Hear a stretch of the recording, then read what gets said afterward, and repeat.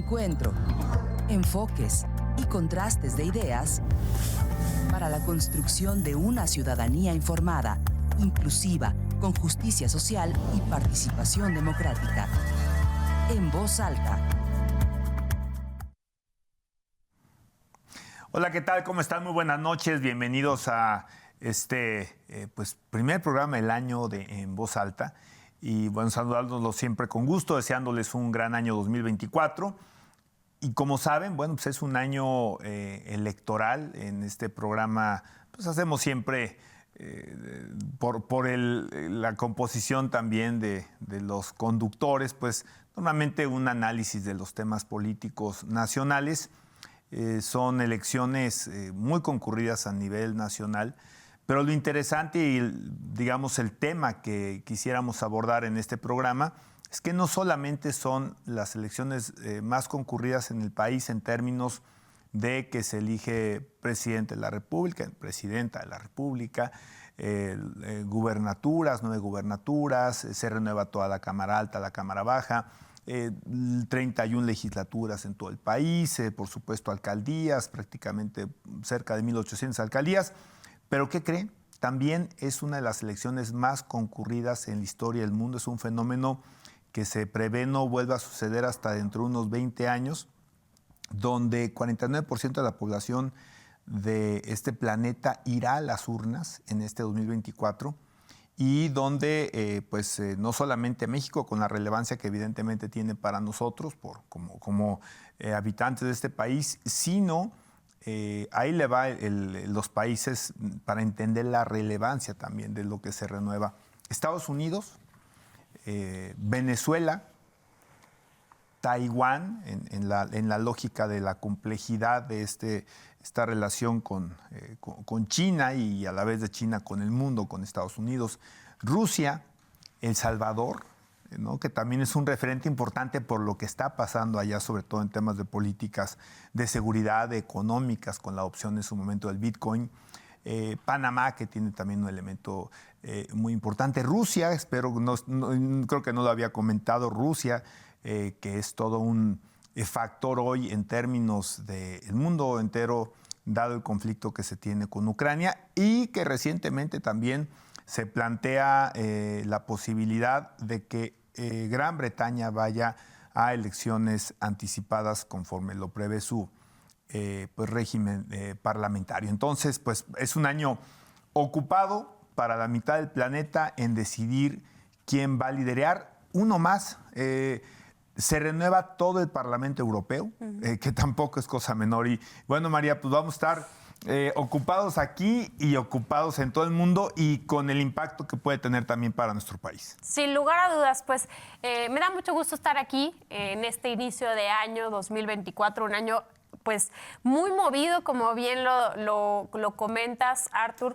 sobre todo en el tema político, en lo que implica los procesos electorales en todo el mundo. Más de 76 países, me parece que son 76 países exactamente en el mundo, que van a vivir en este año una elección. Sí. De diferentes tipos, ¿no? Que si elecciones municipales, concejales, regionales, nacionales, para elegir a sus presidentes o presidentas de los países, etcétera. Ya lo mencionaba, son muchísimos los países, por agregar algunos: Chile, República Dominicana, Perú, Puerto Rico, Uruguay también, Panamá, creo que también lo mencionabas.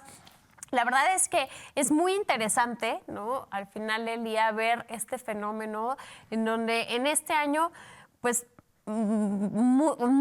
muchos ciudadanos del mundo vamos a poder ejercer nuestro derecho, pero también nuestra responsabilidad y nuestra obligación de acudir a las urnas para elegir a nuestros representantes. Evidentemente, a lo largo de estos 76 países, pues hay elecciones muy variadas, ¿no? Va a haber elecciones, pues, por ponerles calificativos, a lo mejor no muy democráticas, otras un poquito Sí, claro. más democráticas.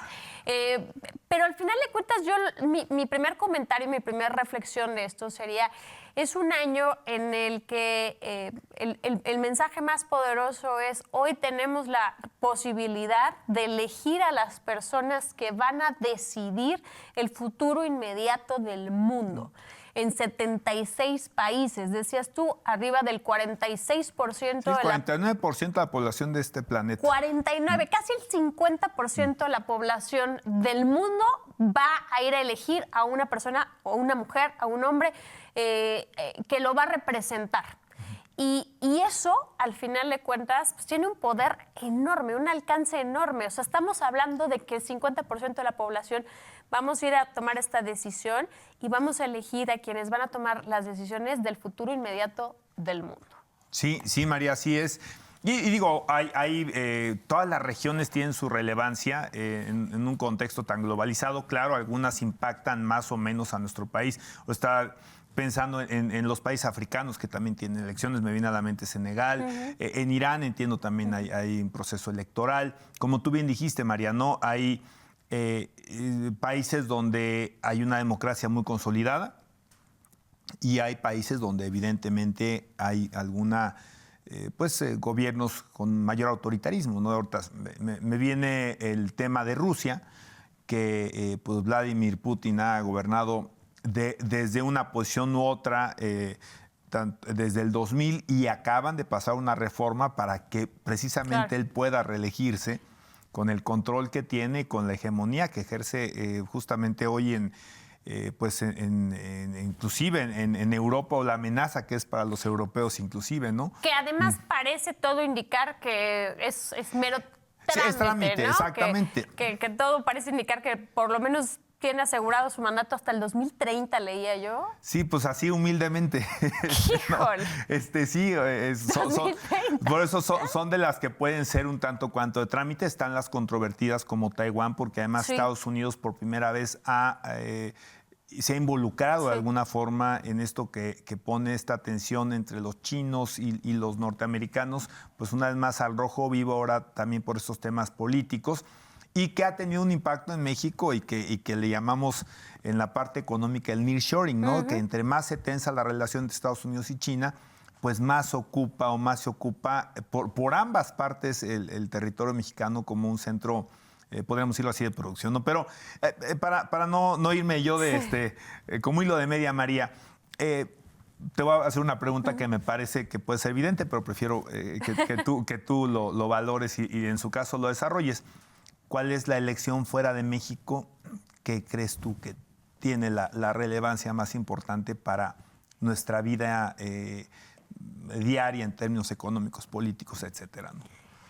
Sin lugar a dudas, la respuesta de sentido común es la elección de Estados Unidos, noviembre de este año, además en un contexto, pues ya no sé si decir único, porque cada elección parece que es la única, ¿no? Es única, sí. Sí, pero en un contexto muy complejo en donde pues tenemos por un lado a un Trump enjuiciado, ¿no?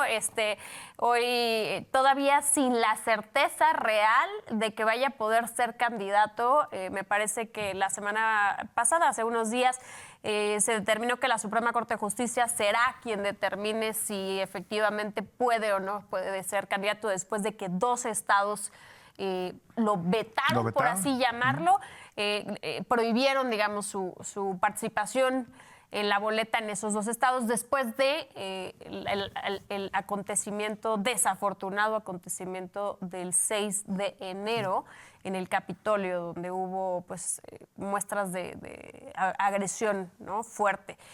Y por el otro lado, bueno, un presidente, Joe Biden, ¿no? Que buscaría su reelección, pero que también hay que decirlo, al interior de los norteamericanos no termina de convencer. Te ¿no? voy a interrumpir, Sí. María, porque hay un término durísimo que utilizó alguno de los medios más importantes de Estados Unidos la semana pasada o el fin de semana con respecto a Biden.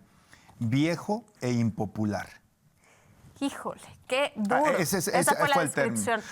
Sí, la verdad es que no, o sea, no llega a su reelección pues bien posicionado, fuerte. La verdad es que no. Incluso el sabor de boca, ¿no? Más allá de a lo mejor de la crítica política o de medios de comunicación, el propio sabor de boca de su gobierno no ha sido nada bueno. Entonces, bueno, sin duda, contestando a tu pregunta, creo que la que directamente nos impacta más es Estados Unidos, pero no descartando y no quitando el dedo del renglón lo que implica la elección de Taiwán en términos también de la economía global y justo de lo que tú explicabas, de esta intervención y la entrecomillo de China. Creo que sin duda también tendrá algo que ver y nos impactará a todo el mundo. Sí, fíjate, a mí el tema de Estados Unidos me llama mucho la atención porque además tú dijiste algo bien importante, María, ¿no? Que ninguna se parece, ¿no? Las elecciones no hay nada, aunque sean los mismos actores. Exacto. Entonces, por ejemplo, aquí hay un fenómeno muy curioso. Tendrás... Y este es un caso también, yo estoy seguro que es histórico y además por lógica excepcional, donde tienes a un candidato como Trump en tres facetas completamente distintas, presentándose en 3 elecciones consecutivas presidenciales, habiendo ganado una, que eso es también lo histórico del tema.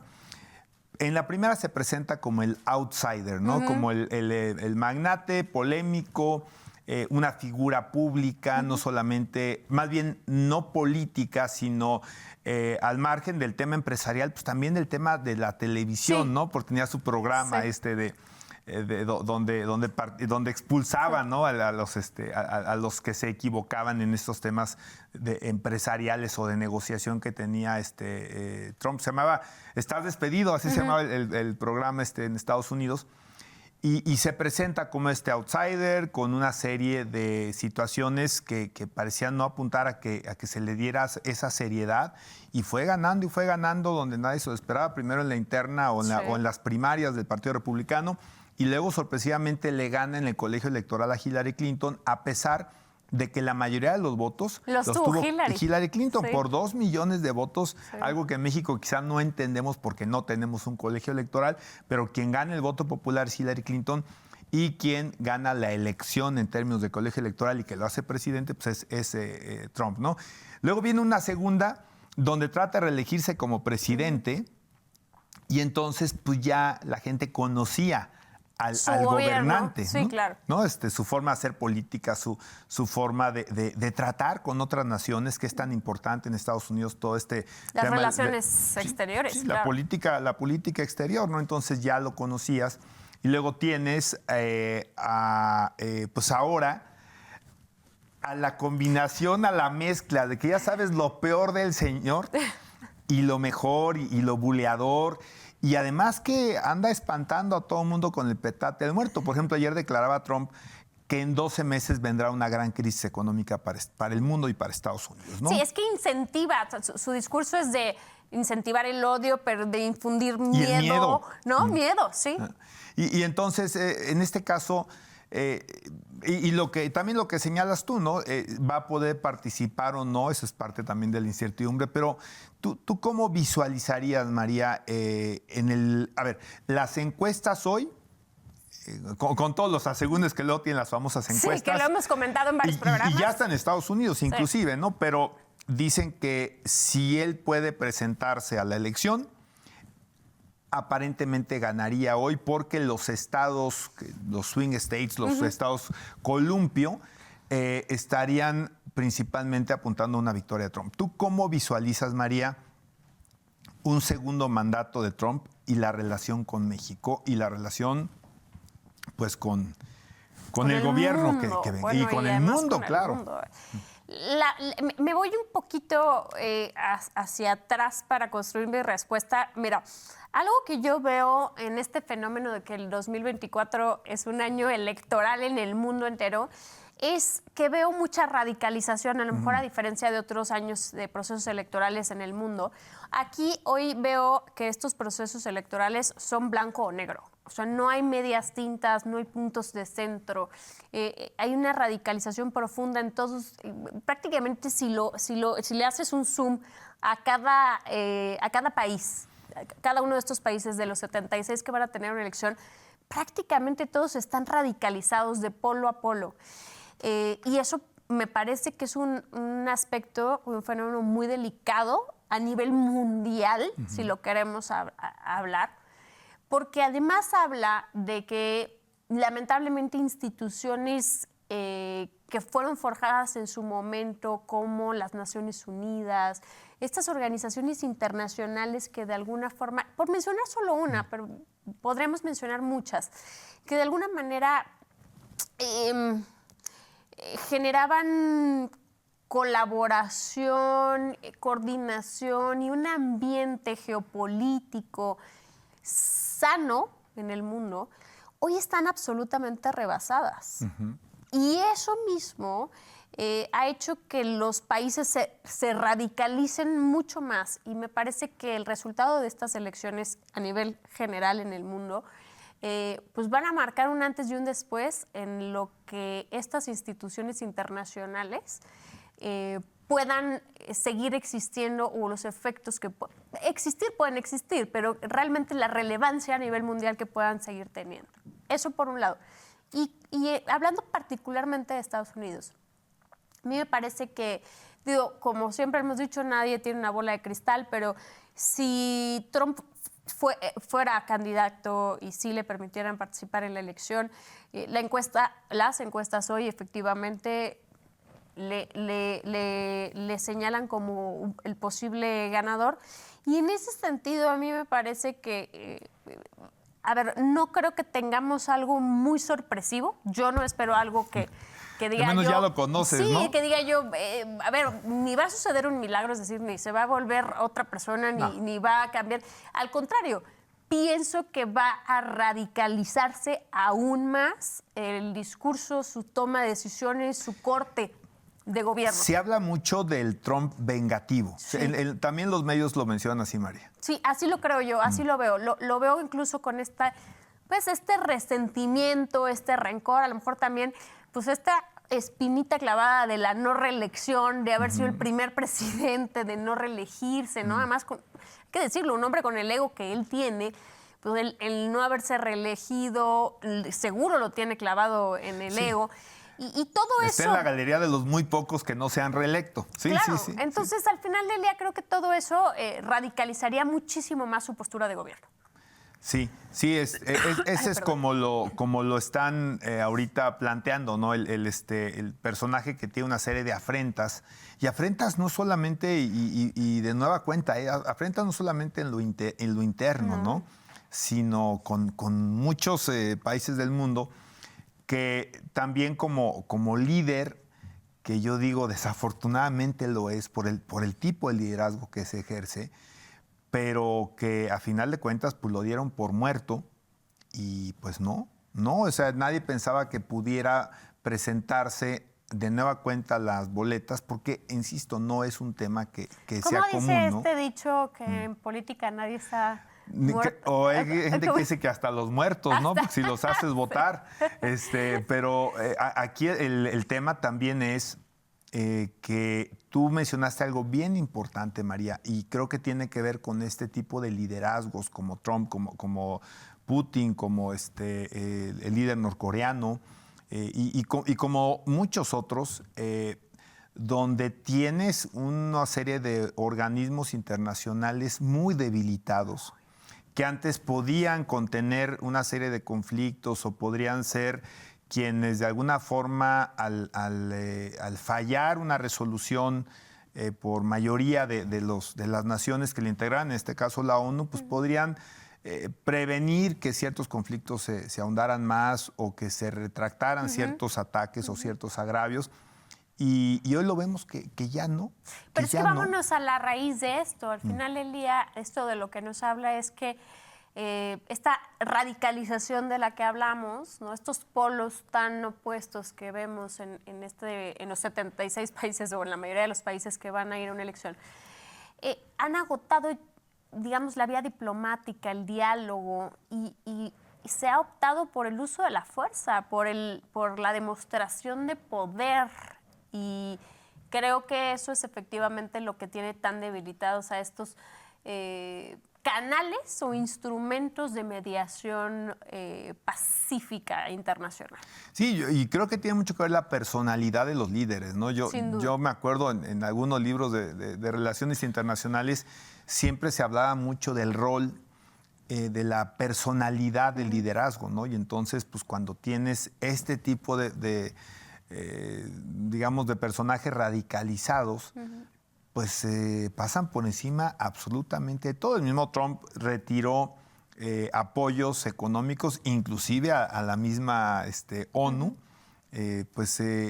señalando pues que no servía para mucho, ¿no? A final de cuentas, y que ellas eran patrocinadores fundamentales para la existencia de este tipo de organismos internacionales. Entonces, sí es algo que finalmente a mí me parece un tanto cuanto una amenaza. En el tema México, curiosamente, pues la relación se dio aparentemente de forma fluida, ¿no? Encontraron un acomodo el presidente López Obrador y Trump, cada uno con sus estilos, con su liderazgo, pero mira, de alguna forma la fueron sorteando, que es de las cosas que yo he señalado como uno de los méritos importantes del presidente, porque vaya que llevar la relación con un líder como Trump en esta vecindad, en esta relación diaria de comercio, de migración, pues de todo lo que tiene que ver inclusive con la seguridad de ambas naciones, pues ha sido muy complicado, ¿no? Entonces habrá que ver esta segunda parte de Trump. Yo no veo en México uno de los países donde deba de vengarse, y sin embargo el discurso contra México creo que va una vez más a ser un factor dentro de esta campaña, y vamos a tener que recibir mucho golpeteo, ¿no? Sí, porque al final del día, bueno, pues ya está probado que le renta, ¿no? Que le renta y que le funciona electoralmente. Entonces, sin lugar a dudas, creo que no solamente lo va a repetir, sino lo va a exponencializar a su máximo. Yo honestamente, en el escenario digamos, de la elección Estados Unidos versus la elección de México, las dos precandidatas con más posibilidades de ser la próxima presidenta de nuestro país, la realidad es que, siendo muy, muy honesta, no siento que fuera a influir mucho si fuera una u otra en cuanto a si ganara Trump. Es decir, no pienso yo que hubiera un escenario de decir una no transitaría o una transitaría mejor o una peor. No, creo que la realidad es que las dos tienen la posibilidad de tener una buena construcción, y que, como bien lo dijiste, pues al final del día lo que demostró mucho, sobre todo en su primer mandato Trump, es que mucho era discurso político, porque eso era efectivamente lo que vendía. Pero en los hechos y ya en el ejercicio de gobierno transitó medianamente bien, y creo que así sería con quien fuera la presidenta, Xochitl o Claudia. Sí, pues Es mi opinión. Eso esperemos. Yo la verdad es que tengo una serie de sentimientos encontrados en el tema de Estados Unidos, porque siempre he pensado o pensé hasta que se empezaron a dar ciertas cuestiones, que era una democracia muy consolidada, ¿no? A pesar de un sistema que tiende a ser extraño, reitero, por este tema del colegio electoral, y que puede superar el voto popular, y que empezó a mostrar señales de debilidad en aquella elección entre Bush hijo y Al Gore, donde se van a la corte y al final pues, se falla con respecto al voto en Florida, y se le da el gane a Bush de una manera un tanto cuanto controversial también por los jueces, bueno, en ese caso el equivalente a los ministros de la Corte, cómo fallaron. Pero a pesar de esto, no sé, María, y bueno, son las legislaciones locales, las constituciones locales en los estados, en la Unión Americana, pero este tema de que no se le permite estar en la boleta en algunos estados, a mí no me convence democráticamente, a pesar de que me encanta la idea de que no esté, ¿no? O sea, esa es la parte que me genera este conflicto. Es que es muy dura y es muy curiosa, ¿no? Al final, efectivamente, a lo mejor para nosotros que vivimos en un país, pues que, sobre todo el sistema de justicia está centralizado. Esa es la realidad, sí, claro. ¿no?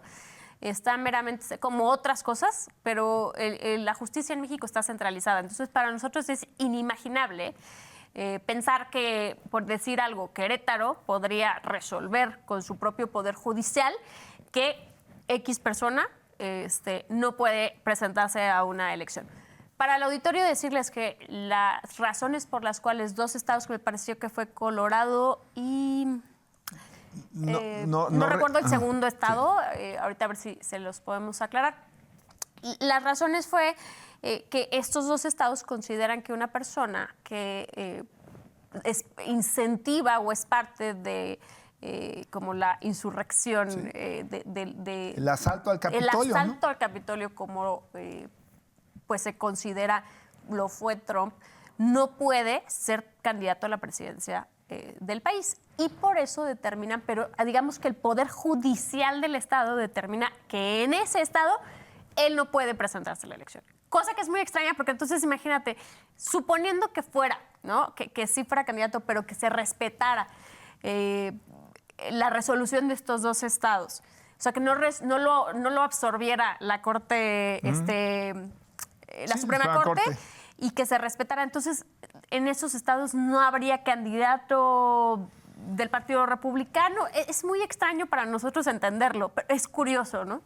A mí me genera mucha curiosidad jurídicamente, e incluso también como abogada, lo debo decir, me parece... a mí me gusta esa autonomía que tienen los estados en Estados Unidos, en varios ámbitos, no solamente en el judicial. Sí, digo, por eso te insisto, a lo mejor es porque no tenemos esta lógica donde las cortes en las entidades tienen ese peso, ¿no? Aquí se ha discutido mucho, por ejemplo, los tribunales constitucionales locales, ¿no?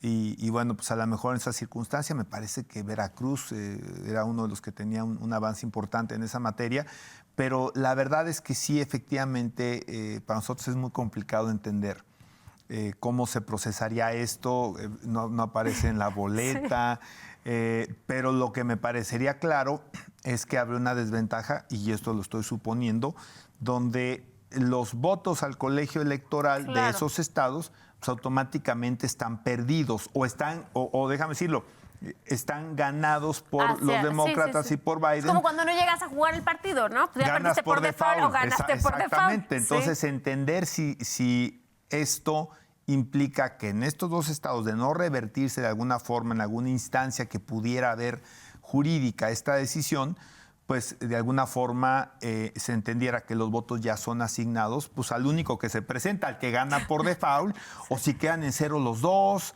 ¿no? O sea, no sé, es muy curioso. Sí, habrá que ver ya en su momento cuando esto esté firme jurídicamente, que los expertos en estos temas, que de verdad son de mucho fondo en la legislación electoral norteamericana, pues que nos puedan explicar qué va a pasar, qué efectos tiene, ¿no? Claro. ¿Qué efectos tiene con respecto a la elección? Y bueno, y también, María, algo que yo también he admirado mucho cómo Estados Unidos ha ocupado y además para bien la experiencia de muchos políticos, porque tiende a haber una vida más, tiene que ser, las carreras políticas tienden a ser más longevas en Estados Unidos, se aprovecha mucha experiencia. Nancy Pelosi, que acaba de salir de speaker, realmente es una extraordinaria política, una carrera brillante. Pero hoy parece que también hay un replanteamiento por el liderazgo del Senado, que tuvo algunos momentos muy complejos en temas de salud y que además fue muy notorio en algunas entrevistas o en algunas participaciones en tribuna. Y ahora el tema de Biden, donde pues la preocupación, como te decía, de este impopular y de acuerdo con estos medios viejos, porque él estaría, en caso de ganar, estaría ejerciendo de los 82 a los 86 años, con el dinamismo y con toda la complejidad que requiere manejar esta potencia mundial, ¿no? Pero si quieren, sobre eso y sobre otros países, que este sin duda es el que más nos impacta aparentemente, pues platicamos después del corte. Regresamos. Estamos de regreso ya aquí en Voz Alta. Y bueno, no acabaríamos, María, ¿no? Porque es precisamente tan concurrida la elección en el mundo, donde tú lo señalabas, 1 de cada 2 habitantes de este planeta, bueno, en edad de votar, sí, irá a las urnas, ¿no? Omití uno muy importante que ni siquiera me atrevería a analizar, quizá en el aspecto económico, probablemente por la relevancia que tiene en lo interno, no tendría yo elementos para hacerlo, que es la India, ¿no? Sí. Oye, el país más poblado hoy del mundo, una potencia económica, también maquiladora. Sí, y con capacidad nuclear, es decir, también juega en el entorno de estos juegos de poder, la parte bélica o de nueva Guerra Fría. Y bueno, pues sin duda uno muy importante, ¿no? Pero hay uno que, y quizá nos vamos a ir en términos poblacionales de manera muy radical, a cambiar de la India al Salvador, pero El Salvador, al margen de la cercanía que puede tener con México en términos geográficos, del impacto que puede tener inclusive en la parte de la migración, pero hay un gobernante ahí también muy controvertido. Podríamos pensar en un momento dado que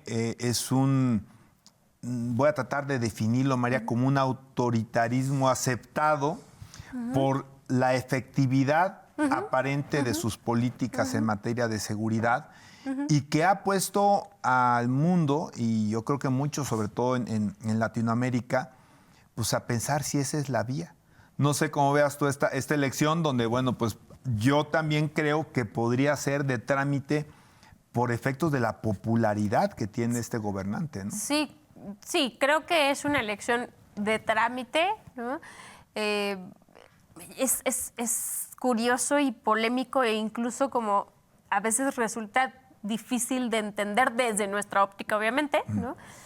Pero efectivamente creo que lo que hoy respalda es la eficacia y los resultados que se han alcanzado y a lo mejor el momento, el punto clímax en el que llega a darse estos resultados, ¿no? Después de décadas de hartazgo, de inseguridad, con una crisis económica fuerte, o sea, llegan a un punto en el que, no lo quiero decir así, pero a lo mejor todo era ya para adelante, para arriba, para adelante, pero sí había que tomar decisiones duras y firmes y que pudieran rayar en este autoritarismo, pero que la gente puede decir no había de otra, ¿no?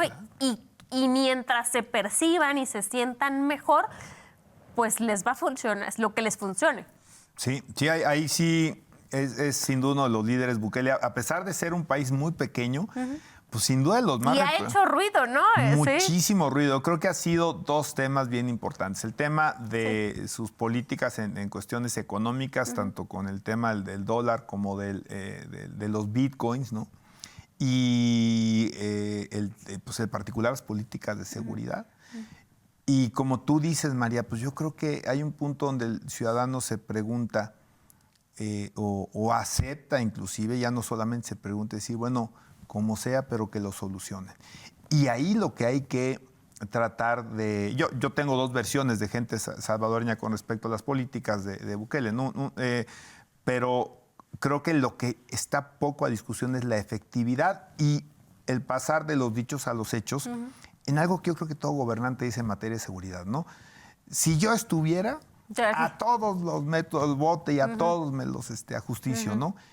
Y pues lo dijo Y lo hizo, Y lo hizo. ¿no? Entonces, ahí hay un tema que resulta muy atractivo. Sí. No solamente, supongo, en El Salvador, sino para muchos países que hoy viven una violencia en su territorio, Sí. pues poder entrar en este tipo de dinámicas. Y claro, hay un sector de la población, yo también tengo la oportunidad de platicar con salvadoreños, que algunos viven ya de hace tiempo en México, pero que tienen familia en El Salvador, pues que en esta idea de barrer con los delincuentes, pues se han llevado a otras personas digamos, del brazo, gente que pudiera ser inocente, que por una serie de elementos hasta físicos, hasta con respecto a este tema de los tatuajes, a otras cuestiones, pues de aspectos, ¿no? sí, han sido llevados a las cárceles sin haber un procedimiento que acredite que efectivamente hay un antecedente criminal, sino que solamente un poco el estereotipo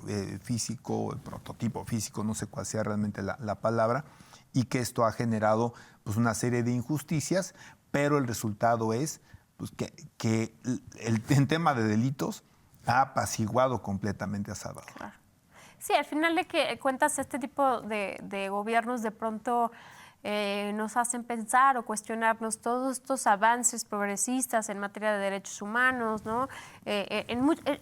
Digamos, todo el progreso que se ha alcanzado en la humanidad en muchos sentidos, en muchos aspectos, pero que de pronto cuando lo contrapones a lo mejor con los resultados o eficacia de lo más elemental que la gente quiere y espera de su gobierno, que es vivir en paz, ahí sí dices, ¿qué ponderas primero, no? Si estos derechos humanos de pues no ser juzgado por tu apariencia, por tus gustos, por lo que sea, o vivir en paz. Al final de cuentas, aquí empieza esta polémica bien curiosa y creo que El Salvador es un ejemplo de ello. Sí, y hay también estas contradicciones, ¿no? Porque efectivamente conforme se va avanzando en temas de derechos humanos, de instituciones que los resguarden, ¿no? También en muchos lugares del planeta y sin importar muchas veces, María, el grado de avance económico o hasta democrático, pues sigues encontrando los peores delitos, ¿no? Una esclavitud moderna, Sí. la trata, el tráfico de órganos, los menores, evidentemente de otros temas que tienen que ver con crimen organizado. Y dices, bueno, ¿cuál es la solución a esto? Porque también podría haber quienes piensan, y eso ha sido muy atacado, María, el tema, yo digo que a lo mejor no es de un punto de vista académico, ni institucional, ni nada, pero muchas personas que se han quejado de la protección de los derechos humanos versus la protección precisamente del orden y la paz. Es lo que te digo, o sea, al final llega un punto en el que pareciera que se contraponen a lo mejor algunas cosas. Y creo que yo lo resumo en que esto es un fracaso del sistema en general. O sea, cuando el sistema ha fracasado en lo más elemental, que es brindarle seguridad, tranquilidad a las familias a las cuales gobierna, y hablo del sistema en cualquier latitud, de ahí viene esta desesperación de decir, bueno, sí, claro que me gustaría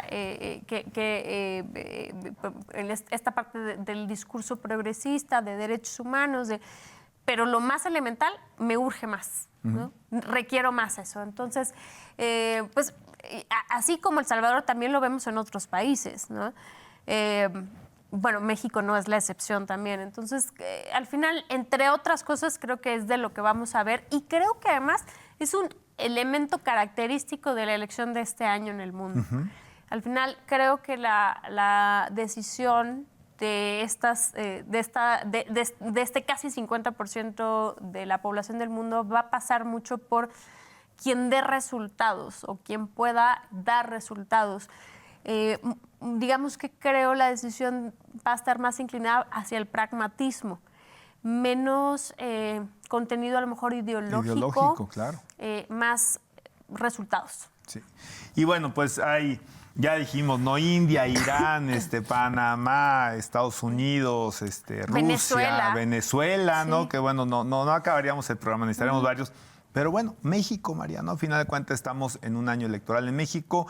Están corriendo las precampañas que están a nada de terminar, terminan el próximo día. Las federales. Las federales, sí, claro, el día 18, las precampañas federales que incluyen a las, que es la que más llama la atención sin duda, que es la de quienes aspiran a la presidencia de la República, que solamente 2 participan en esta etapa. Movimiento Ciudadano finalmente, entiendo, decidió no participar en precampañas, pero hay 2... bueno, como a los 15 días decidió no participar. Sí, ¿no? bueno, sí, claro, estaba... O lo decidieron, no sé. Estaba con Samuel García, que ya había iniciado precampaña exactamente, y se quedan, pues, a medio... No a medio camino, inicio el camino sin precandidato, decide regresarse a Monterrey.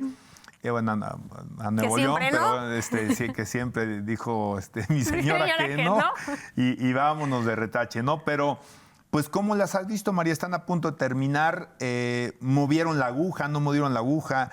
Sé que no se pueden hacer aparentemente propuestas, pero a mí me parece que los discursos pues, están implícitamente llenos de propuestas, ¿no? Claro. ¿Cómo has visto en general a las candidatas, bueno, a las precandidatas, sus creo que alguna vez comentamos sobre los spots, su actividad, y insisto, ¿no? ¿Qué tanto realmente cambió esto, las preferencias, si es que pues esa fuera la lógica de las precampañas, ¿no? Precisamente empiezo por ahí. Oye, de esta ridiculez, perdóname, María, esta ridiculez que es fletarte todo el anuncio y que al final te digan, tápense los oídos todos, porque esto era dirigido a los simpatizantes y militantes, ¿no? Sí, totalmente. A eso iba precisamente. Hay que recordar que las precampañas van dirigidas a las y a los militantes de los partidos que van a postular a estas personas, ¿no? Entonces, en ese sentido, mi balance es positivo. Yo creo que cuando menos las 2 precandidatas, tanto Claudia como Xóchitl, rumbo al cierre ya de sus precampañas, han alcanzado buenos resultados en sus precampañas. ¿Y a qué me refiero con esto? Yo no estoy hablando de si cambiaron la intención de voto, si movieron las famosas encuestas que ya lo hemos comentado muchas veces. Las encuestas habría que mejor sacar aquí una bola de cristal y a lo mejor podemos... El pulpo pol, ¿no? El pulpo, puede ser que el pulpo pol tenga mejor tino, pero bueno, a lo que voy es, internamente me parece que sí sirvieron. Tanto al interior de Morena, del PT, es decir, de la alianza que encabeza Claudia, como al interior de la alianza del PRI, del PAN y del PRD que encabeza Xóchitl. ¿Por qué? Porque me parece que fue un ejercicio también de prueba-error, de discursos, de mensajes, de organización con las propias coaliciones. Lo voy a hablar desde la de Xóchitl, ¿no? Que es donde a lo mejor puedo opinar con un poco más de conocimiento. Vimos una evolución de las primeras veces o de las primeras visitas de la precandidata a Querétaro. Al principio quizá sin coordinación entre los propios partidos, es decir, quién convoca, quién se encarga, quién invita a tal, ¿sabes? O sea, como cierta incertidumbre como voy a ponerlo en esta palabra, como cierta desorganización natural. Sí. En este caso, pues es la primera vez que vamos juntos, ¿no? A la candidata a la presidencia de la República. A diferencia quizá de la coalición de Morena, porque ya traen, digamos, experiencia en ese sentido, ya habían ido a un proceso federal y a un proceso incluso de la presidencia de la República juntos, pero lo que yo te puedo decir es, sí hubo una evolución que para la última visita que tuvimos de la precandidata se vio totalmente diferente, se sintió internamente distinto. Eso por una parte de la organización, que me parece que es uno de los objetivos de las precampañas. Es decir, vamos a ver cómo cuaja esto, ¿no? Ya decidimos que vamos a ir juntos, ahora vamos a ponerle orden. ¿Quién se va a hacer cargo de qué? Desde lo más básico como la organización de un evento hasta lo más elevado, ¿no? Y en otro sentido, esta parte también del, pues digamos, un poco como de apropiarse a las candidatas, y ese sí creo que en los dos surte el mismo efecto. Creo que las precampañas al interior, hacia sus militantes, hacia sus coaliciones, sí generaron fervor. A lo mejor en el caso de Xóchitl, quienes a lo mejor tenían alguna duda o no la tenían, pero como que decían, es que yo no sé si esa alianza va a funcionar, terminaron por la mayoría, creo, convencerse. Entonces, en mi balance, las precampañas fueron positivas, no si lo vemos hacia afuera, sino si lo vemos hacia adentro de las coaliciones. Claro. Sí, fíjate que tenemos que recordar que los partidos tuvieron que adecuar algo que, pues, ese concepto de una precampaña que Pero no fue ahora de precampaña, todo, sí. donde participaron varios. Morena tuvo lo de las corcholatas, el famoso tema de las corcholatas. El PRD, PAN, PRI tuvieron estos foros, ¿no? Donde se registraron varios candidatos y algunos se fueron bajando. Y esa en realidad fue la precampaña, porque la lógica de la precampaña es que varios aspirantes precandidatos compitan por obtener la candidatura, ¿no? Entonces ya ir a las elecciones generales o las elecciones ya constitucionales, ¿no? Sin embargo, aquí creo que lo que tú dices, María, tienes toda la razón. Y en el caso particular de Xóchitl y de la alianza, que ya no puedo acordarme cómo se llama, porque le han cambiado muchas veces de nombre, pero creo que es Fuerza y Corazón o alguna cosa así un poquito sui generis, ¿no? Pero a final de cuentas sí creo que es muy como tú lo planteas. Creo que para Xóchitl o para esta alianza, o para ambos, el proceso le ha servido para socializar un tema complejo, ¿no? Sí. Que es algo que yo sigo cuestionando mucho, que es esta alianza electoral entre el PAN y el PRI, sobre todo ya aplicada a una presidencial, porque ya se había dado en algunas cuestiones de orden local. Sí. Pero a final de cuentas, claro, ¿no? Porque, y yo algunos actores, como tú lo dices, y lo he visto en lo local, en las primeras fotos lo sentía completamente fuera ¿no? de contexto. Se veían caras un poco raras, incómodas. En algunos había las sonrisas, en otros no. Y sin duda creo que ya los últimos ejercicios, pues, al menos hay una... Fluyeron mucho mejor, sí. Pues hay una aceptación y quizá probablemente hay un compromiso, ¿no? Claro. También de este apoyo, ya que se tomó la decisión de ir juntos. Y pues en el caso de la alianza de Morena, sigamos haciendo historia, creo que es pues muy interesante porque finalmente consolida, acaba consolidando algo que ya está un tanto cuanto... pues, claro que el Morena y el PT son dos partidos de izquierda, que es una alianza muy natural, y bueno, pues el Verde, que es un partido transversal, que quizá ahí es donde... Sí, fíjate que eso que dices es muy curioso porque efectivamente, y es parte de esta evolución que yo vi y sentí, porque al principio como que había en este proceso de acoplamiento, caras como sacadas de onda, que no sabía qué hacer uno u otro. Pero al final de esto, bueno, rumbo al final, ¿no? Creo que ha fluido mucho mejor y eso para mí es un gran mérito y me parece que es uno de los objetivos de este proceso.